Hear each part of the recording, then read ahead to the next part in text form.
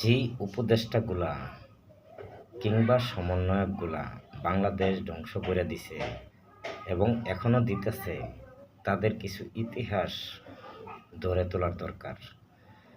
বিশেষ করে এরা কিন্তু ছাত্রলীগ সংগঠনের সদস্য।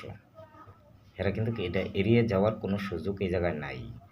তো বিশেষ করে সারা জীবন দেখে আসছি শেখ হাসিনারে আম্মা আম্মা লাখ লাখ টনে টনে বক্তব্য আছে।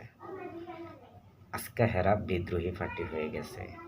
দুর্নীতি কাকে বলে জনগণ এখনো যদি সচেতন না হন, আর কখন আপনারা সচেতন হবেন?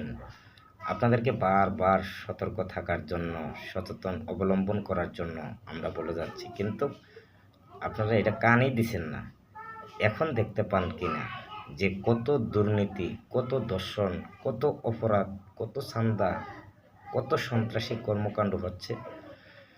তো বিশেষ করে আসলে দেখেন, সমন্বয়ক যারা আছে, উপদেষ্টার তালিকায় যাদেরকে আমরা দেখতে পাই, আওয়ামী লীগ সরকার থাকা অবস্থায় দেখেন 2024-এর জুলাই মাসে আন্দোলন হইল।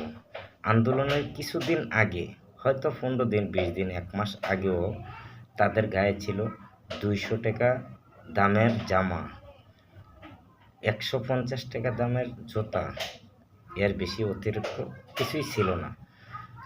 কিছু ছেলে টিউশনি করে বেড়ে এদের পেট চালাইছে। আর আজকে আন্দোলনের পর থেকে দেখেন এদের গায়ে দেখবেন 30,000 টাকা দামের জামা, 30,000 টাকা দামের জুতা, কোটি টাকার গাড়ি।